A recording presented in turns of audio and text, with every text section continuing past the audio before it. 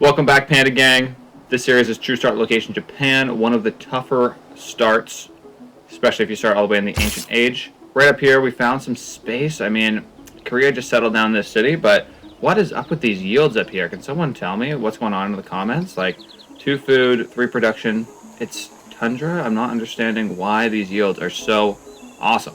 Looking at the filter here, I see we need to go a little bit north, but look, like these yields are just insane. We're going to start heading this way.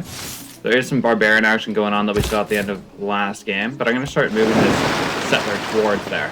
I'm going to buy out a scout here to see what we can find, and I see we have a governor promotion. I'm going to go with Pangala and start pumping out more science from Tokyo. As for science, all I'm really worried about is getting to cartography and getting the ability to travel out into ocean tiles so that we can get some more settles down. Tokyo is becoming a builder powerhouse. I'm going to upgrade this fish out here, slot in another. There's some more crabs to upgrade in this city, but there's some other places too. Here, Sendai, we can get the fish upgraded. Shizuoka, we got a couple furs to grab. This wheat will be nice, and the opportunity to chop out all of these woods is huge with Magnus here. Nice to see the barbarians fighting the Koreans. Oh, fantastic. Working together here, guys. Do I want to go for the swordsman? I'm going to go for the archer here. Gandhi likes some furs. Oh, tables have turned over here. The barbarians want me. Luckily, I've got a promotion, and I'm going to go with battle cry. I like both of these options, but since we're fighting barbarians, I'm not too worried about like huge cities attacking me with their ranged units. Checking out the age progression here, it looks like Korea is in a dark age, and the other relevant ones here, Jatara, Curtin, and oh, Yonglei also in a dark age. We're going to go for free inquiry here just because science techs are pretty easy to get, and we've got a lot of science we're pumping out. So we're really going to be focused on getting our science through anyways. With this loyalty advantage from the dark-aged Koreans, look, now these tiles are total loyalty. And what the heck is going on here, man? 7 yields on a random Tundra Hills tile? I'm so confused, but I'm not mad. Okay, +5 combat strength for my melee units. That's helpful because I went against defense against ranged units with all these archers. Doesn't seem too smart. Shizuoka's now gained to 2 pop. Let's take a look at what they're working on. I'm going to say focus on food because I want to pump up the growth in the city. It's at 2 out of 6 housing. I want to put as much loyalty pressure in this area as I can on the Koreans because I don't think these cities are going to stay too loyal. They're pretty small.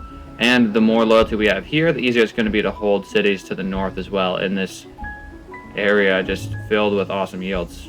Now that we've expanded our borders too to get this wheat, I'm going to buy out a watermill, which will give me a Eureka, and in turn, Era Score. We've unlocked a government card turnaround here, but before we do that, I want to make the most of my 20% reduction on buying tiles. I want to get this one here so I have some iron, and I can't think of any other tiles that I've just got to have. Maybe this fish over here, 104. Don't have the money anyways. And we seem to have met the Chinese army. Are these 2 powers at war? Not yet, but denounced. We'll see if that leads to anything. My goodness.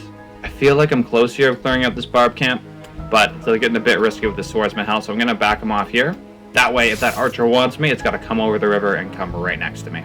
Back to the cards again. I'm going to swap out, get the +5 combat strength versus barbs, and in turn, we'll just lose out on buying more borders, which we don't have money to do anyways. And looks like there's some more going on here. I'm not sure who declared on what. China declared on Korea. And I guess we'll just hang out here and watch what unfolds. And just like that, the archer's coming towards me, and we're going to almost knock them out in one shot. Settlers getting close. I'm going to have them hug this wall here so they're close to the swordsman. Not too much new going on in the China war here, but loyalty flipping here for Jinju. If I click on this button here, I can just get a bit more of a breakdown. Now it's falling at 5 per turn. They don't have a governor in yet, but could be a sign of things to come. New builder here in Tokyo. Do I want you to get these crabs? I guess might as well on the way. I say we go for 1 more builder, and then we swap out, start building some boats. So I'm going to go for military tradition.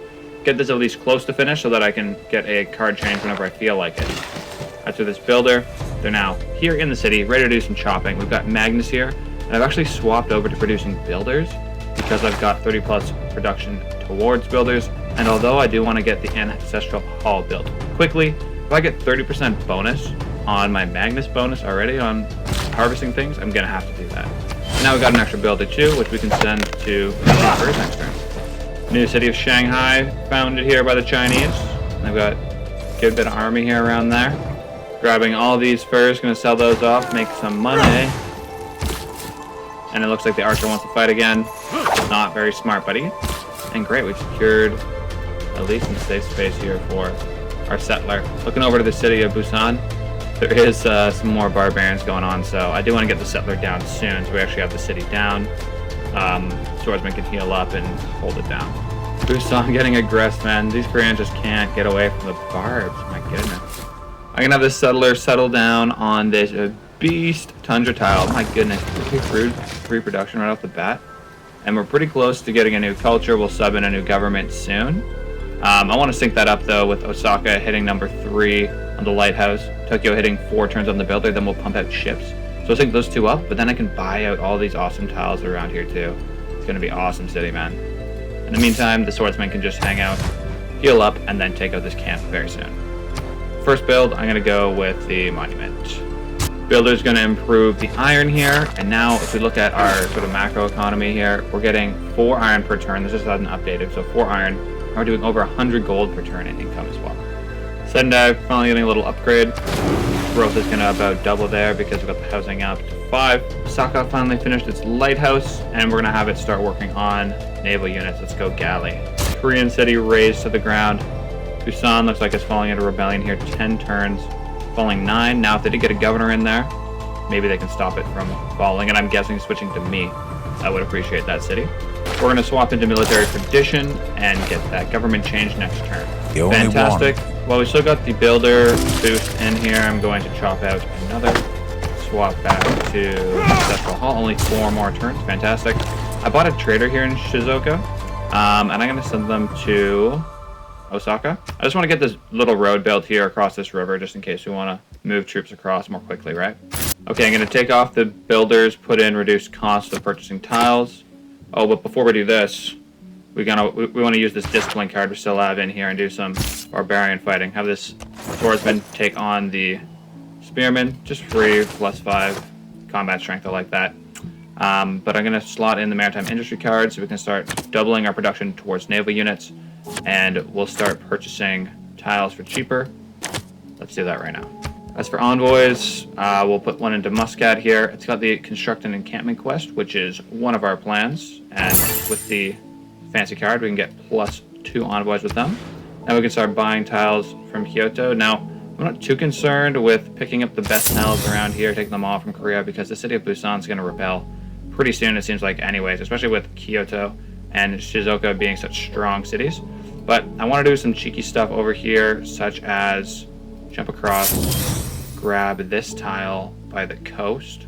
I don't want to go by the coast, and that means I can place my campus down here. I was thinking of putting it on this tile here because you get a sweet adjacency bonus, but the yield here is just so much better than across on this side of the mountains. Tokyo as well is going to turn into a naval building city. We'll do quadriremes down here in Tokyo and galleys up here in Osaka. Shizuoka has finished its ancestral hall, which means we get a governor boost, but also means we get to place down a new district to work on. We'll start the encampment over here. I'm going to promote Magnus as well with the provision so that I can pump settlers out of this city without lowering the population. And I've actually got just enough gold to do that now. So I'm going to get started on that. In just 9 turns, cartography will be completed, and I'll be able to navigate ocean tiles. Now, my understanding of the world is there's not a whole lot in the North Sea here, but this Indonesian archipelago of islands, I think, should continue further to the east. And you can kind of see that there's some coast tiles down here. So I want to see how far south I can get this settler before they can actually go out to sea. Wow, Jatara giving me so much money for iron. Oh. Kyoto is going to put its campus down on the other side of the mountains, save ourselves this awesome production tile, even though it would give us a great science boost. So we've got to start moving our settler here from Shizuoka. I'm going to take them all the way down to Tokyo, and then we'll just see from there where we want to go. So we've finished recorded history. That gives us a governor title and the economic policy for double campus district adjacency. I slotted that one in, so Tokyo will have a little bit more science going on there. Okay, but I'm going to give science this surplus logistics promotion, just because Shizuoka here, sorry. If we can build this city up even more, you'll notice the Korean cities, this one up here, Busan, it's already going to rebel in 5 turns. Down here though, Jinju, if you open it up, they've got a governor placed here, they've got a monument, and they're only gaining at 0.8 loyalty per turn. So if I can get this city nearby, Shizuoka, upgraded a few population, maybe I can actually flip this Jinju without doing any war, just through loyalty. Bro, obviously the guy wants first. Look at him. He's pimped out. We're going to buy another settler here in Shizuoka. Really getting ready for taking on the seas. We've got quadrireme, galley, a couple settlers ready. I'm just going to have this settler sleep here. We've got 2 more turns so we can navigate the ocean. Oh, this is barely a barbarian problem at all. Spearmen? That's nothing. Quick scouting recap. We've met Scythia. Some pretty beautiful, brilliant cities out here in the west. Also met Genghis.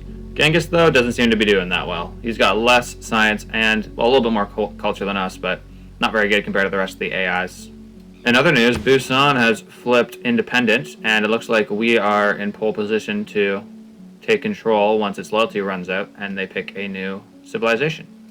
Oh, no. Gentle eruption. Didn't seem like it, man.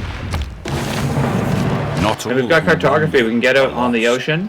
People who cannot Fantastic. Let me get my units more in position here. We've got this settler coming down. And these boats can finally get out and navigate the ocean tiles. Fantastic. Let's see what's out here. Oh, there's ocean. As for the eruption down here, it looks like our T was destroyed, but it got buffed. This tile over here buffed a little bit too. And what a view. What a view. Galleys also cost a lot to upgrade, so I'm going to do that once I actually settle down some cities.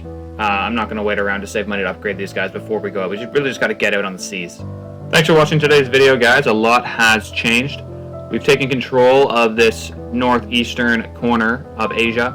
Shizuoka is now the dominant city. Jinju, that might flip to loyalty before too long. And Korea's other cities on the mainland, this one, Busan, is flipped, and the other has been destroyed either by barbarians or the Chinese. So looking forward to expanding our presence here in land. The next episode, we'll be looking at these boats over here, my whole flotilla, exploring the ocean and finding some good places to settle, like maybe Hawaii. Anyways, thanks for watching. Make sure you subscribe, and I'll see you on the next one. Peace.